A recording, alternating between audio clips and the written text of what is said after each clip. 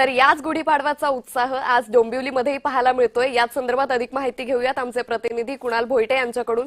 कुणाल, डोंबिवलीमध्ये या शोभायात्रेचा गुढीपाडवा सणाचा कसा उत्साह आहे? अंकिता, एकंदरीत पाहायचं झालं तर गुढीपाडवा म्हटलं तर नवचैतन्याची सकाळ आली। गुढीपाडवा म्हटलं तर हिंदू नववर्षाची सुरुवात या दिवशी होते आणि याच नववर्षाच्या स्वागतासाठी डोंबिवलीकर सज्ज झालेले आहेत आणि त्यांच्यासोबत कलाकार देखील आहेत आणि कलाकार देखील या शोभायात्रेमध्ये मोठ्या उत्साहात आणि मोठ्या आनंदाने या शोभायात्रेमध्ये सहभागी झालेले पाहायला मिळतात। हास्य जत्रेतले चेतना भट माझ्यासोबत आहे। चेतना, कसा आनंद आहे? कारण डोंबिवलीकरच म्हणावं लागेल तुला, कारण डोंबिवलीमधूनच सुरुवात झालेली आहे आणि कशा प्रकारे उत्साह आहे? डोंबिवलीकरांचा उत्साह पाहून काय वाटतं? इथला उत्साह एक वेगळाच असतो आणि आज पहिल्या दिवशी वर्षाच्या तर खूपच उत्साह असतो, खूप जोश असतो सगळ्यांमध्ये। लहान मुलांपासून सगळे म्हातारी माणसं सुद्धा, म्हणजे त्यांना म्हातारा सुद्धा म्हणायचं का नाही हा प्रश्न पडतो, एवढा सगळ्यांमध्ये उत्साह असतो।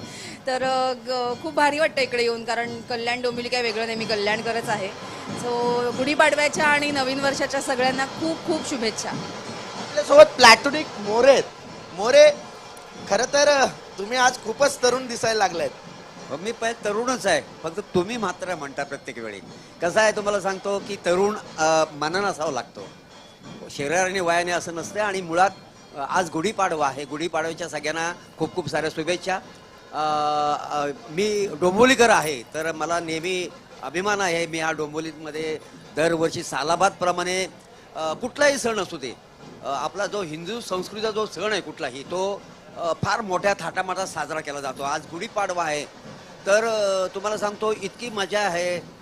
बँड पथक, ढोल ताशे, रथ, मिरवणूक, कारण नवीन नवीन देखावे आज ह्या यात्रेत सहभागी झालेले आहेत आणि इतकी संस्कृती इकडे जपली जाते, आपल्या सणांची संस्कृती जपली जाते, अगदी फार बघण्यासारखी असते आणि खूप संख्येने लोक इकडे हजर असतात अगदी सकाळपासनं आणि हा सण अगदी मोठ्या उत्साहात साजरा करतात।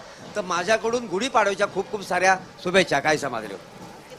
डोंबिवली म्हटलं तर सांस्कृतिक शहर म्हणून देखील ओळखलं जातं। विराज, काय सांगशील, कसा उत्साह आहे? खूप मस्त आहे, खूप छान वाटतं। हे माझं डोंबिवलीतलं दुसरं वर्ष आहे आणि मला इकडे यायला नेहमी आवडतं। सगळ्यांना गुढीपाडव्याच्या नवीन वर्षाच्या खूप साऱ्या शुभेच्छा। छान राहा, मस्त राहा, मेहनत करा, प्रामाणिक राहा, यश तुमचंच आहे आणि निसर्ग वाचवण्यासाठी जितके प्रयत्न करता येईल तितके करा।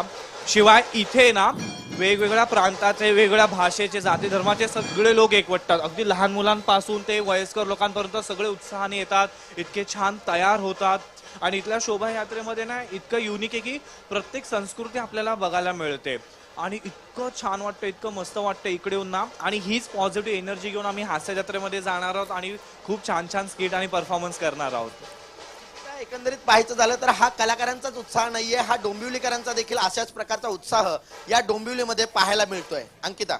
निश्चित कुणाल, त्यामुळे या शोभायात्रे संदर्भातले अपडेट आम्ही तुमच्याकडून घेत राहू। तुर्तास खूप धन्यवाद आपण साधलेल्या या संवादासाठी।